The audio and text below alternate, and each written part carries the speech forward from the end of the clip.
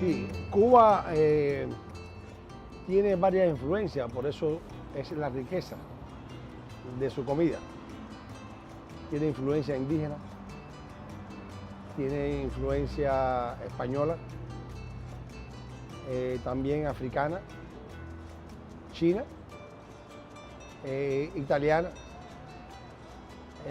también francesa, por la Revolución Francesa, que de Haití hubo también, en la Revolución Francesa hubo migración, y en menos cantidades, pero hubo también influencia inglesa, mexicana. La cultura del maíz en Cuba fue producido por los yucatecos de México y de otros países de América. Cuba era la llave del Golfo. Muchos países del área iban o venían a Cuba para reabastecerse como punto central en el eje de la que es América Latina y el Caribe.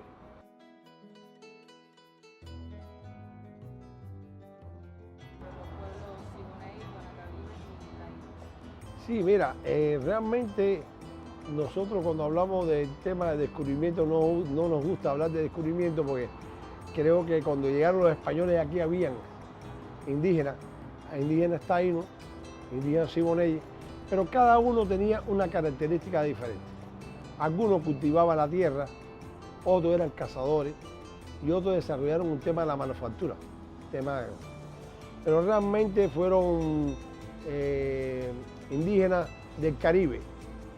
Fíjense que el tema del casabe, de la yuca, de la cultura de la yuca, porque aquí en Cuba había yuca, la cultura del casabe se hereda de los indios caribeños, de los indios que emigraron en sus barcas al Caribe y muchos llegaron y se asentaron aquí en Cuba. Ustedes van a ver que en algunas regiones de Cuba hay diferentes asentamientos. Los atabey, los taínos estuvieron en diferentes lugares del país, pero realmente no eran tan avanzados como la cultura que tenían, digamos, en América Latina, lo que fue en América del Sur, lo que fue en Perú, no, realmente eran unos indios un poco más eran laboriosos, pero no de ese desarrollo, como fueron los países Argentina, toda la parte del cono sur, donde Chile, que se desarrollaron un poco más.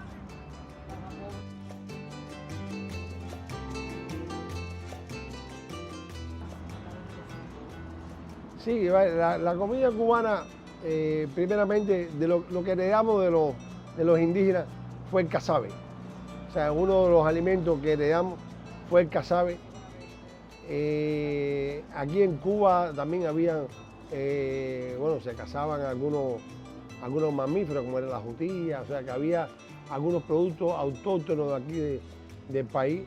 Después recibimos mucha influencia sobre la comida española, donde ya vinieron las aves, vinieron ya las vacas, o sea, algunos otros, el cerdo, que ya vino de España. Y entonces esos productos fueron enriqueciendo nuestra comida. Posteriormente vino África, que trajo su plátano, la malanga. Todo el mundo fue haciendo un aporte. Por eso es que se dice que Cuba es un ajiaco, porque es cultural, porque hubo una transculturación de todas las etnias o de todos los antecesores y fueron aportando.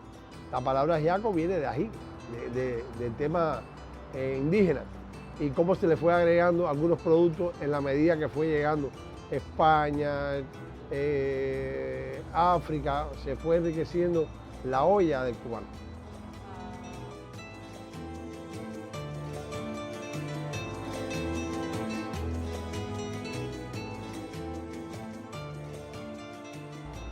El cerdo lo trajeron los españoles a Cuba. Evidentemente, yo diría que la cultura que más influenció en Cuba, como que fuimos colonia, fue de España.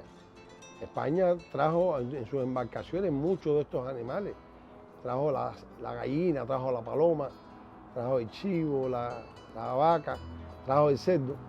Evidentemente, para el sabor del caribeño, lo que más pegó fue el cerdo. El cerdo es la comida que más gusta al cubano. O sea, no es la que más se consume hoy, porque la que más se consume hoy por el abastecimiento es pollo, pero la que más le gusta al cubano para los días festivos, un 31 de diciembre, un 24 de diciembre, es el cerdo, el plato nacional de Cuba. Pero fíjense algo singular, aquí había cultura del asado en púa, los indios asaban en las hogueras, sin embargo no conocían el cerdo. Cuando agregan el cerdo lo aplican al cerdo.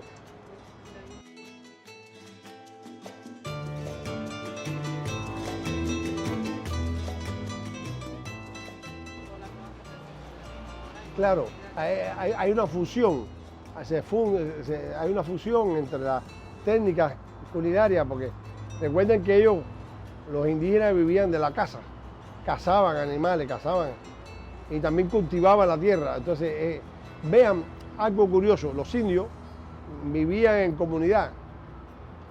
Vean que casi todas las fotos están todos, bailaban en rito, los areitos. Como una de las causas que se extermina el indio en Cuba es cuando lo disgregan. No saben vivir solos porque viven en comunidad. Lo otro es el rigor del trabajo que no pudieron soportar. Otras las enfermedades y otro el maltrato, ¿no?, de los españoles, que realmente lo sometieron a rigores grandes de trabajo. Por eso prácticamente quedó exterminada la raza india.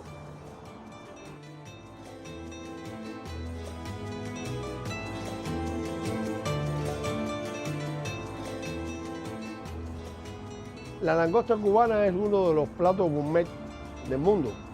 Creo que la langosta, por su sabor delicado, es una carne muy apreciada y muy cotizada. Eso es uno de los productos que son muy caros en la gastronomía mundial. En el caso de la langosta cubana, creo que por las aguas cristalinas da una langosta con un sabor diferente. Vean, en Europa está el bogavante, pero se le desarrolla más las antenas que la cola y tiene un color quizás más azul, más oscura. En el caso de la langosta cubana, vea que es como rosada, linda y con un sabor muy delicado en su textura. En las aguas cristalinas del trópico, creo que la hace mucho más sabrosa, ¿no? Porque hay otros lugares donde hay langosta, pero de agua fría. Esta agua templada creo que la hace ser un sabor mucho más tropical. Y le digo, la cola de la langosta en el trópico es más grande.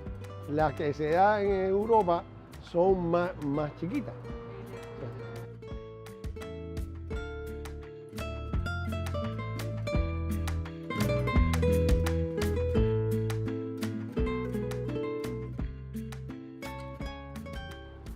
Bueno, hay algunas anécdotas que dicen que las langostas del Caribe viajan hasta Brasil por las corrientes y regresan después, o sea, viajan de Cuba, del Caribe, viajan hasta Brasil, hasta América del Sur, después regresan y tienen un ciclo de vida hasta 60 años, hablan de 60 años. Claro que la langosta buena es la langosta fresca, la langosta que no tiene tanto tiempo, la langosta tierna. Había una propaganda de Chef en Big, decía, la langosta este año no es que se le resista, pues. Decía siempre, ¿no?, es su propaganda. La langosta este año no es que se le resista, pues. O sea, que este año era la mejor, siempre era la misma propaganda, siempre.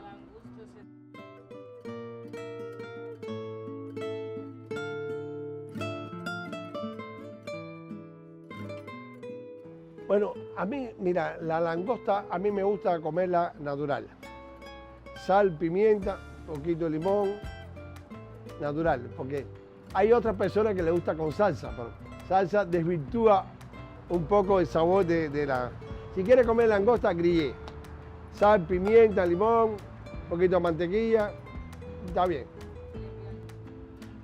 Nosotros los cubanos nos gusta en salsa de tomate, hay otra salsa, y con champiñón va muy bien, le va bien. Pero realmente cuando usted quiere tener el sabor de la langosta, sal y pimienta, suficiente. Es mejor poner varias salsas después, aparte, y usted le echa la que desea. Pero la langosta, para que sepa langosta, sal y pimienta. Y no cocinarla mucho, moderado. No exceso de cocción, porque entonces se pone dura.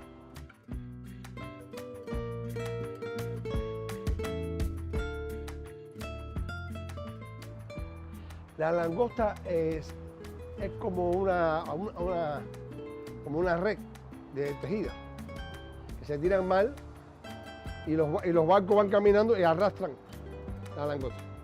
Ahora, después, esa langosta la clasifican y la echan como unos cuadrantes huecos, y la echan ahí y la tienen en acopio, en el mar, la acopian en el agua.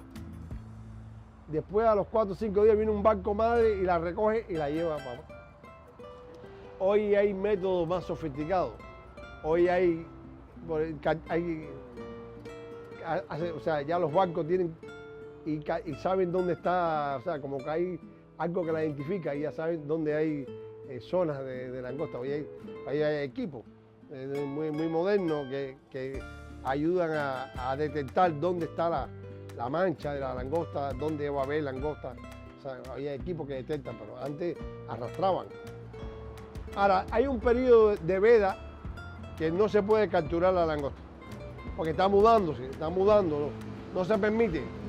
Hay 4 o 5 meses que es de reproducción, no se puede comer, o si no se acaba la especie.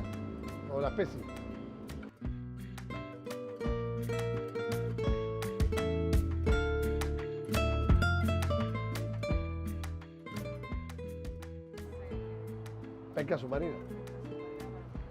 Claro, así que eso está controlado, eso tiene que ser pesca deportiva o pesca controlada.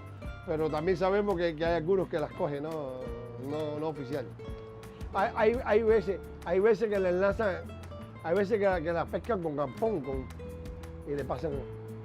Pero mira, cuando no se organiza, a veces las cogen muy chiquitas. Es como coger un niño. O sea, no es bueno, no dejan que cojan el peso, por eso no está regulado.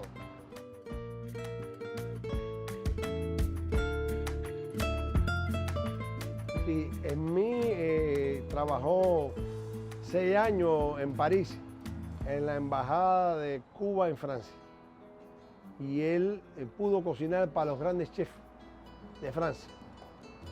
Se hizo famoso en el mundo internacional. Y después él trabajó, se hizo miembro de la Academia Culinaria de Francia. Se hizo miembro de la Academia, el primer latino, se hizo miembro de la Academia, y después trabajó con los fondos exportables, langosta, camarones, pescado, todo eso, el que representaba esos productos en Cuba en el exterior. Los países que más compraban langosta en aquel momento eran Canadá, Francia y Japón. Los 3 países que más compraban langosta en el mundo.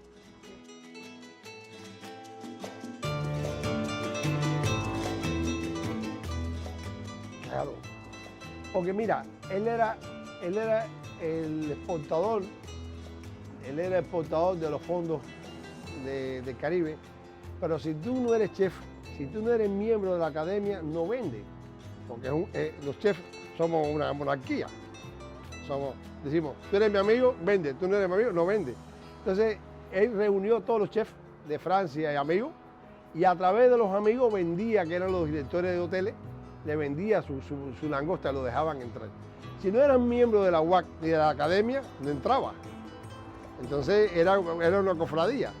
Entonces, entrar en el World Chef y en la Academia Culinaria de Francia te abre las puertas, porque los grandes chefs del mundo compran mi langosta porque me conocen a mí y me quieren como chef. Entonces, así funciona.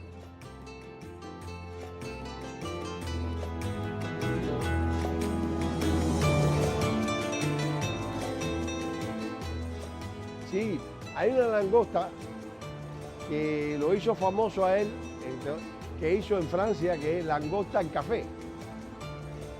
Langosta al café era una langosta, estaba cocinando para Berliet. Berliet era el nombre de lo que hacían, vendían autos, carros de bomberos, carros de ambulancia, vendían autos. Y estaba comiendo en la embajada cubana. Y a él se le viró el café en la langosta. Él estaba haciendo una langosta termidor internacional. Entonces le cayó el café a la langosta termidor. Después le echó coñac, le echó café para quitarle el sabor. Entonces al final se quedó con el nombre de langosta al café. Un accidente en la cocina le provocó un plato de premio. Él echó varios licores, varios rones para neutralizar el sabor del café, pero al final salió el café. Y cuando después lo llamaron ya, que tuvo que sacar el plato, los señores que estaban comiendo, lo llamaron para felicitarlo. Y él dijo, yo he hecho una langosta para usted especial, se llama langosta al café. Dice que después hizo así, se tomó un vaso de coñac y se puso nervioso.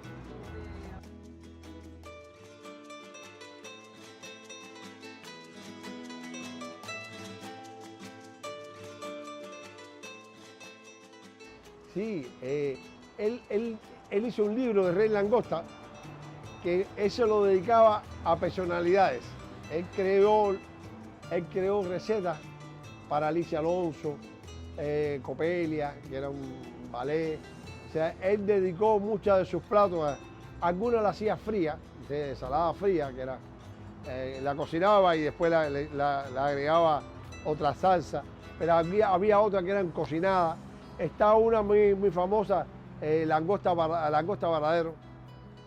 Langosta Varadero, que es picada en anillas, las anillas, y entonces en salsa criolla, salsa roja, y después flameado con vino blanco, entonces muy famosa.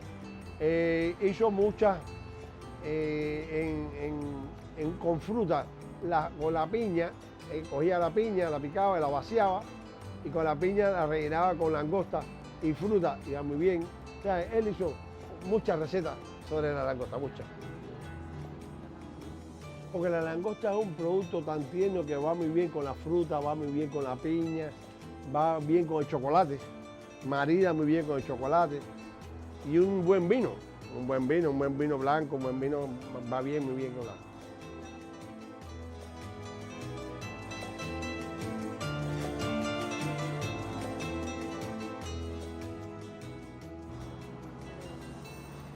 Sí, mira, en mí vivió 90 años. 90 años es una vida extensa. Y estuvo en la cocina hasta los 87 años. O sea, directamente en la cocina. Él vivió el capitalismo. Antes del 59, vivió el socialismo mitad y mitad. Él fue un chef que trabajó para las grandes personalidades del mundo. Cocinó para el presidente de Francia, de Japón, de Canadá, tuvo muchos encuentros con grandes personalidades de la cultura. La cocina permite trabajar para grandes personalidades. No porque tenga dinero, porque estás trabajando.